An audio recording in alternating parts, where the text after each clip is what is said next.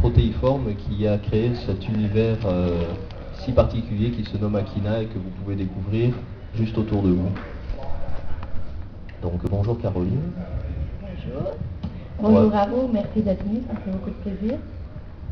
On va faire une discussion un petit peu comme à la maison pour découvrir donc ton univers.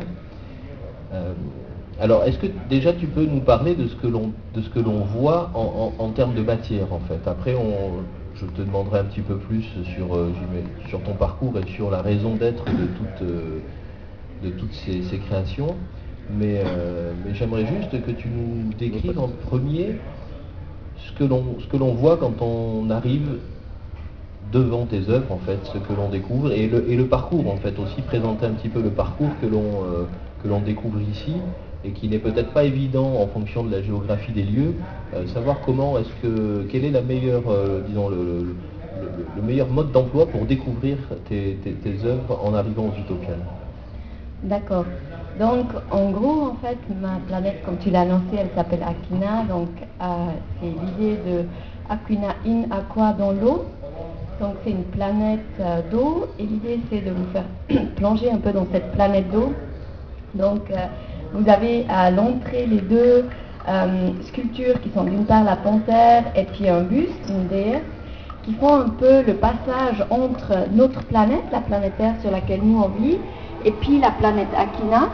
Les deux sculptures, la panthère c'est un animal de notre planète qu'on connaît bien, le buste c'est un personnage humain, mais les deux ont déjà des attributs qui nous indiquent une autre planète et des attributs qui sont des casques aériens, qui sont des choses qui font qu'ils arrivent mieux à naviguer dans la pesanteur et qui sont plus rapides. Et ensuite on entre dans la planète Akina avec justement des êtres qui se déplacent dans la pesanteur sous-marine mais aussi aérienne. Vous avez le dragon avec des ailes, le poulpe et puis une sorte d'arbre qui est entre un arbre et entre un animal. Toutes mes sculptures ont des noms. Donc en gros, ce que j'ai envie, c'est de vous faire plonger un peu sur cette planète. Il y a également la vidéo avec le hublot, en fait, qui vous montre un peu les paysages de cette planète, des paysages d'apesanteur. Et puis vous avez également à l'entrée un petit diffuseur de son et des bonbons.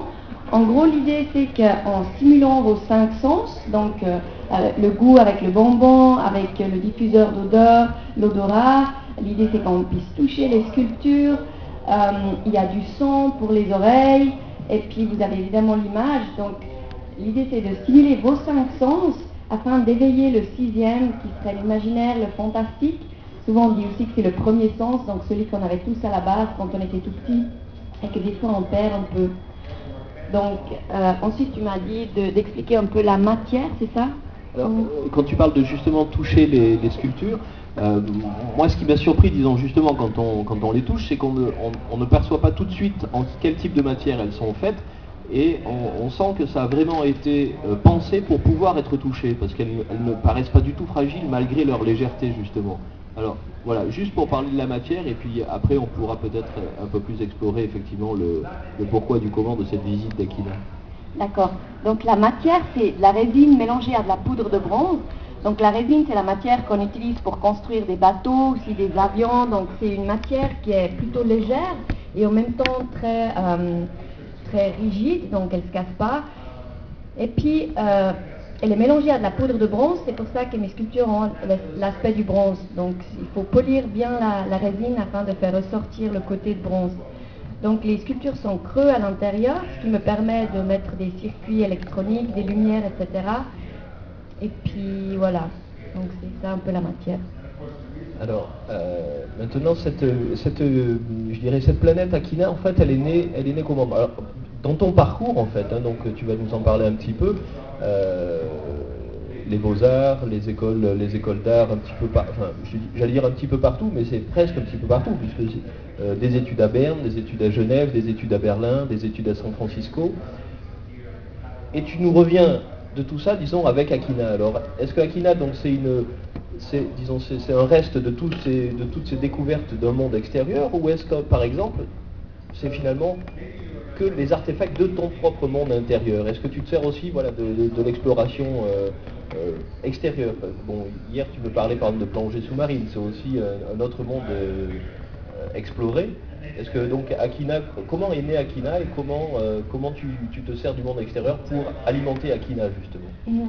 En fait, c'est depuis toujours que qui a eu une grande importance pour moi et dans mes tout premiers travaux, même avant mes études aux Beaux-Arts, autour des sens. Donc j'ai bricolé des boîtes avec des sortes de cinéma aux 5 sens. Et ça, c'était même avant mes écoles. Je pense que ce qui nourrit mon travail, c'est certainement que dans les écoles, j'ai appris certaines choses. Le temps dans une école vous permet d'élaborer, d'être curieux, de trouver le temps pour chercher des choses. Mais je pense que ce qui nourrit vraiment mon travail, c'est des choses qui sont à l'intérieur de moi, mais aussi l'échange avec d'autres gens, le fait que j'ai de la chance de pouvoir voyager. C'est vrai que voilà, j'ai eu beaucoup de chance chaque année, j'ai pu faire un voyage, j'ai pu aller faire de la plongée et c'est sûr que la plongée c'est quelque chose qui nourrit fortement mon travail. Alors c'est pas donné à tout le monde quand même, disons, de voyager et autres, très bien, mais ce n'est quand même pas donné à tout le monde d'en revenir avec Aquinas en fait. Alors, est-ce que cet univers se construit petit à petit et est-ce qu'il est cohérent a posteriori, disons, le fait de faire les mêmes, par exemple, d'avoir donc des éléments récurrents dans les différentes créatures, hein, je dirais, puisque pour l'instant tu ne les as pas encore présentés.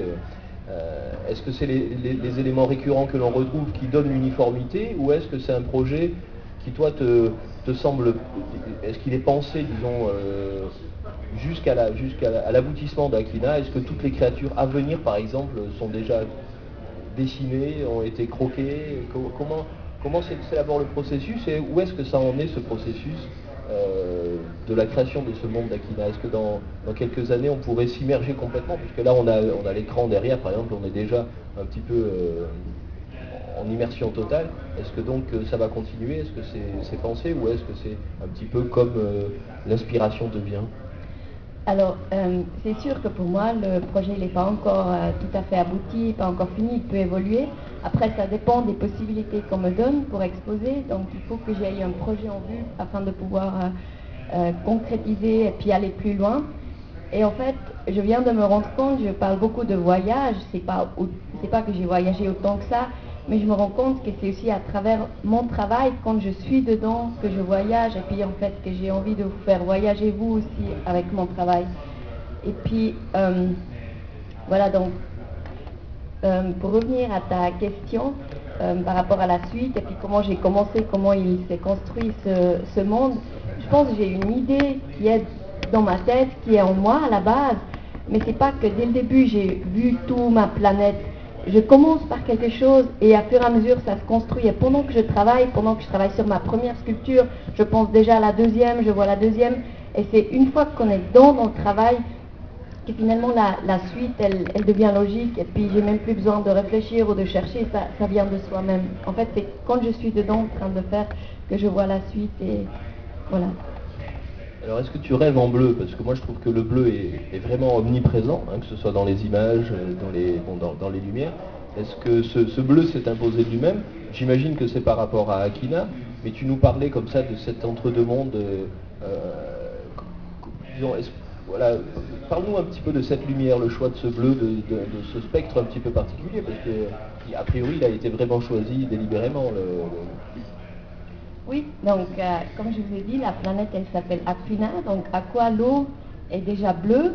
Il y a aussi l'idée de la pesanteur aérienne, donc pour moi l'air, le ciel c'est aussi bleu. Donc il y a déjà ces deux couleurs du ciel et de l'eau qui sont bleues, qui s'imposent. Et c'est vrai que la couleur bleue, c'est une couleur, je pense que ça a été prouvé, c'est une couleur qui apaise, qui nous fait du bien, qui nous fait plonger dans un autre monde.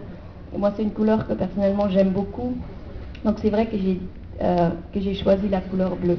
C'est un choix. Et peut-être pour revenir un peu à l'idée des lumières, l'idée c'est que les êtres communiquent à travers ces lumières. Donc c'est comme un peu une sorte de... en fait, sous l'eau, on a fait des grandes découvertes ces derniers temps, dans des profondeurs assez incroyables. On s'est rendu compte qu'il y a des êtres, des animaux qui sont quasiment translucides, transparents et qui émettent des décharges lumineuses pour soit s'attirer, aussi pour attirer par exemple un autre poisson afin de pouvoir le manger ou autre. Donc ça existe effectivement dans les profondeurs de l'eau, ces décharges, cette communication lumineuse. Et ça je trouve assez incroyable. Peut-être que vous avez déjà vu dans des aquariums les méduses qui émettent des petites décharges lumineuses. Et donc, c'est vrai que pour moi, la lumière, elle a une grande importance. C'est une manière de communiquer